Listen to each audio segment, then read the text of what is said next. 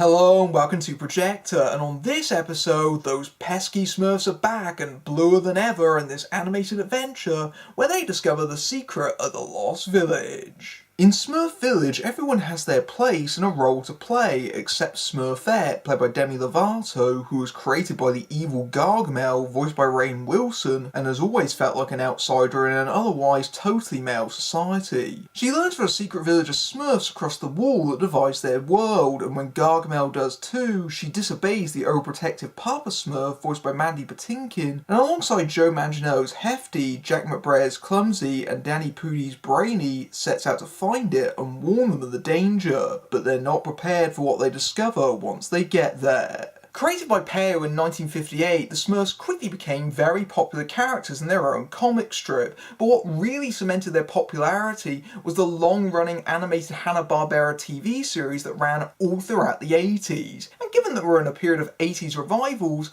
it's not a surprise then that Sony brought back the characters for two live-action features in 2011 and 2013, which were both dreadful. They were directed by Raja Gosnell of Home Alone 3 and Beverly Hills Chihuahua fame, and despite the efforts of Hank Azaria and Neil Patrick Harris, they're some of the worst big-budget family films in recent memory. So if you probably ask someone what their opinion of the Smurfs are these days, they'll normally reply, "Ugh, Smurfs," because that's the thing that they usually think of these days. With that in mind, and the fact that the second movie had actually underperformed at the box office, the plot for the third film was eventually reconfigured into this new animated reboot, which hopefully strives to be something closer to what nostalgic viewers of the 80s TV show remember the Smurfs as being like. Honestly, I wouldn't really know. I didn't really watch the Smurfs growing up as a kid. It's interesting to note how the Smurfs 2 and the Lost Village are actually quite similar to each other, at least on a very basic plot level, because they both put Smurfette at the centre of them. And in the case of the Lost Village, that's very much intentional. It really seems to be going after the question, what exactly do you do with a problem like Smurfette? Because she is the very definition of the token female character. The Smurfette principle is named after her, because that one female character doesn't address the wider problem of all the other ones in the village being male, especially because in the previous live-action incarnations there were several rather creepy jokes about how all the other Smurfs lusted over her. Ew. And her backstory doesn't help either, which is recapped at the beginning of this film in that she is the creation of Gargamel. She isn't an actual proper Smurf, she was designed to corrupt them, but was eventually assimilated and made nice by Papa Smurf, which again makes her the other. And that's a bit of an issue in a franchise that very much makes its living off of the fact that it's all about inclusion and friendship. But paradoxically, that also makes her a very good character to centre upon, because you can build an entire story around the fact that she feels like an outsider, that she doesn't quite belong.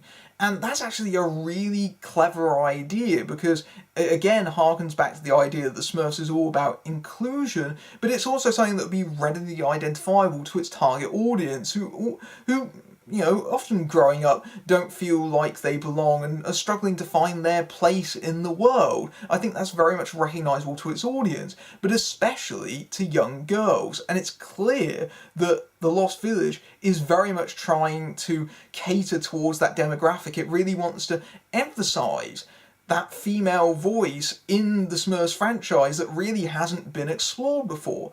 And you know what? I'm all in favour of that idea. I think it shows that the creators of the movie were aware of the problems inherent with their source material and really tried to address them, and it does a far better job of doing that than the Smurfs 2 did, obviously. That's what you want out of an adaptation like this, that sort of awareness, and not the smarmy kind that you saw in the previous live-action films. The worst thing about those live-action films, in fact, is their meta-humour that's very much aimed at the parents in the audience, that, goes, "Oh, weren't the Smurfs terrible? Isn't their theme song really annoying? Well, we're going to do 6 billion jokes about it. No, go away, please." About 20 minutes into Smurfs: The Lost Village, a thought did cross my mind. Wow, this movie really isn't aimed at me. I know, stunningly obvious observation, but I do have a wider point with this. most animated movies recognise the fact that parents go to see them alongside their kids, and there are older audiences that do watch animated features, so they'll throw in some risque or more sophisticated jokes to sort of throw those audience members a bone, and they're meant to fly right over kids' heads. And Smurfs: The Lost Village doesn't do that, because aside from some big name cast members, it's honestly exactly what you see on the tin, and I genuinely found that refreshing, because that's been a mainstay of all post-Shrek animated features, and if there was one franchise that really doesn't need that sort of thing, it's the Smurfs, who are the embodiment of innocence.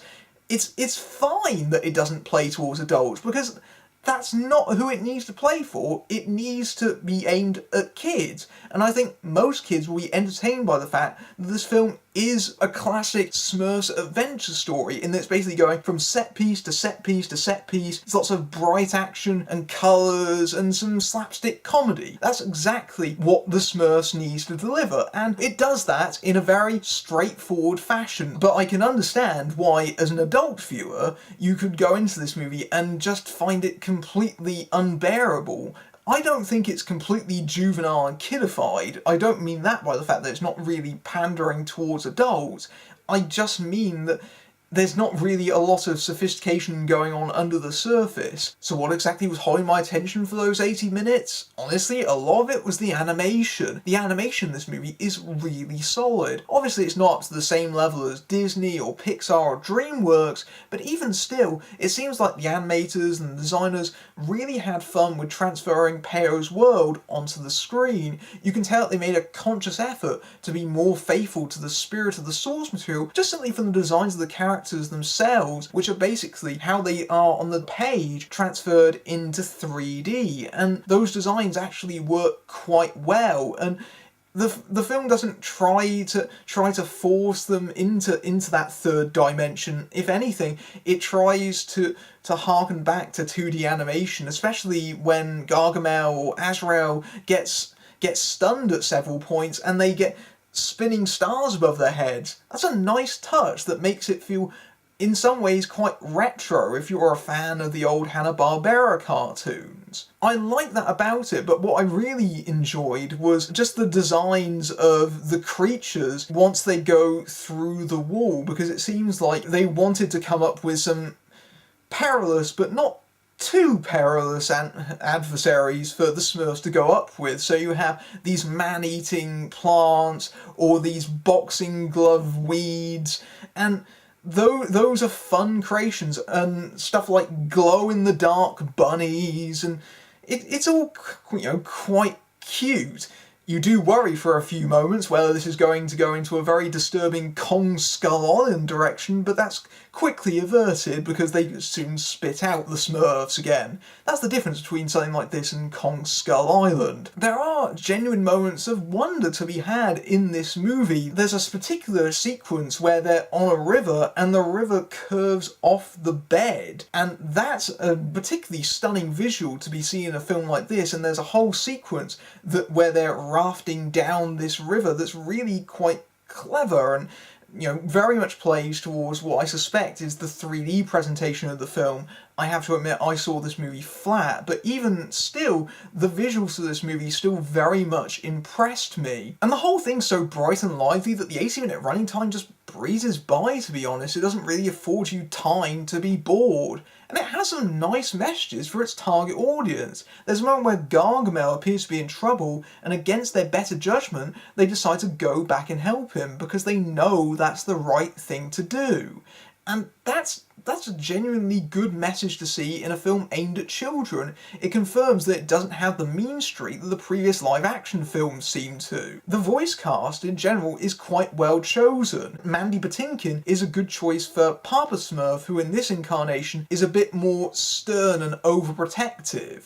And Demi Lovato is perfectly fine as Smurfette. It's not a particularly complicated role, but she's sweet. And it just seems like they've chosen the Smurf voices based on who fits their personalities best. So Joe Manganiello really fits Hefty, who is imagined as this sort of bro-y, look at my muscles, bro. And that got a couple of chuckles out of me, especially the way that he's a little bit possessive of Smurfette. That gag worked quite well, especially because the other Smurfs are very much, don't be weird about it. Jack McBrayer, who I suspect many people will be familiar with his voice from Wreck-It Ralph, he does quite a good job as Clumsy, and Danny Pudi is perfectly fine as Brainy. And honestly, the movie is quite good at doing that, and it tries to not flood itself with name voice actors, at least until a certain point. I usually try and do these reviews without spoilers, but in the case of The Lost Village itself, there's so much to unpack there that I am actually going to have to throw up a spoiler warning. Yes, I know, for a Smurfs movie. And I know the ad campaign has already revealed what The Lost Village is, but considering it happens just over halfway through and is the big reveal, in any other movie that would be a massive spoiler, so I think it's only fair to throw one up. Right, now that we've got that out of the way, The Lost Village is women. That's the big reveal of the movie. And you know what? I like it. It solves that representation problem in the Smurfs because now we have a whole cast of female characters. And it's very clear what message the filmmakers are trying to send to their target audience of young girls, which is namely that they're powerful, they're in charge of their own destinies, and they don't have to conform to society's standards. And you can tell that because they've made the female Smurf village into this sort of tribal warrior types. They've adapted to this hostile environment by essentially becoming a whole cast of action Smurfs, in that they practice archery and they ride dragonflies, pretty much just actual dragons, and it's meant to be powerful figures that girls can relate to. And that in itself, I think, is a good idea. It does get a little bit weird when you think about it further, because it introduces some unusual sort of holes that I'm not sure if parents are really fully ready to answer the questions of from their, from their very inquisitive children. Like, for example, what exactly went down between the male and female Smurfs at some point in the distant past that they had to separate and was separated by a wall? There's something a little bit weird about the fact that the male society is very peaceful, and whereas the female society is a lot more action-orientated. And there's also the really awkward question of, do Smurfs, do they do that because there's male and female Smurfs? I think I might be overthinking it, but there's definitely implications that could be read here that I'm not sure the filmmakers have entirely thought through with this approach. Regardless, I like the principle of it. In terms of the execution, it's a bit hit or miss. I do appreciate the fact that in terms of casting the female Smurfs, it seems like they've very much gone for big name female actresses to again encompass the idea that they're strong, role model figures. So we have Julia Roberts as the leader of the female Smurfs, and she delivers her lines with a very sort of maternal, quite warm, but, dryly sarcastic Julia Roberts style, and that works, and she plays off Mandy Patinkin's Papa Smurf quite well. And you've also got Michelle Rodriguez as the most, action-heavy of the female Smurfs, and Ellie Kemper I did find a little bit annoying, to be honest, because she's the one that wants to be instantly BFFs with Smurfette, and it's a little bit obnoxious. Elsewhere, you've got the likes of Meghan Trainor, who also provides a song for the film that plays over the credits. You've also got Ariel Winter, but honestly, I couldn't pick them out among all the voice cast, to be honest, so good luck spotting them. My problem with this whole Smurf village of women is the fact that, yes, you can have a whole village of Smurf women. That doesn't necessarily make it feminism, it just means that there's women there. And the problem is that the movie doesn't really explore the Lost Village enough to really qualify as that. The problem is that it happens roughly around 45 minutes into an 80-minute feature, so by the time that the Lost Village is introduced, you don't really get enough time to get a sense of their world. Had they introduced that a little bit longer, or if they were just slightly extended on the running time, they could have done a little bit more with the idea. but it feels like they establish it and then they very much have to build towards the ending of the movie, which undercuts a little bit of what they were trying to say with the message of the film. Again, it's one of those things where I appreciate the thought, and I know that they clearly have put a lot of effort into trying to address problems with the source material and trying to expand their audience at the same time. I just wish that once they actually got to the core concept that they put off for so much of the movie, they actually had time to really address it properly. Overall though, Smurfs The Lost Village is perfectly adequate. It'll entertain your kids for 80 minutes, but it won't linger long in their memory, except for some of its target audience of girls that might take its female representations to heart. But it very much sits in the middle tier of animated movies and films aimed at families. It's not agonisingly terrible like the previous Smurf movies, but there's definitely better animated films around, like the Lego Batman movie for example.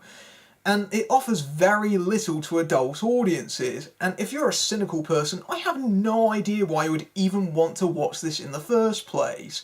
But, you know, it does what it needs to do. It is exactly what it is, which is to say, a Smurf movie. Smurfs The Lost Village is a considerable improvement on the previous live-action versions that tries to channel more the spirit of its original source material. Aside from some of the voice cast, the movie is very much geared towards its young audience, with positive messages of inclusion and friendship, but more adult viewers will probably find the story too simplistic, although I think that removes a lot of the cynicism of the last two films. The animation is bright and colourful and occasionally quite eye-catching, with some fun designs in the world over the wall, and there's a noble attempt to try and appeal to girls, but the film doesn't nearly give itself enough time in the titular village. It's an utterly harmless and cute animated adventure that breezes by with its short 80-minute running time, but it won't change anyone's opinion of the blue people. But it could have been a whole lot worse. If you like this review, please support my work over at Patreon, and I've got plenty more coming up, including reviews of Free Fire and the Lost City of Zed.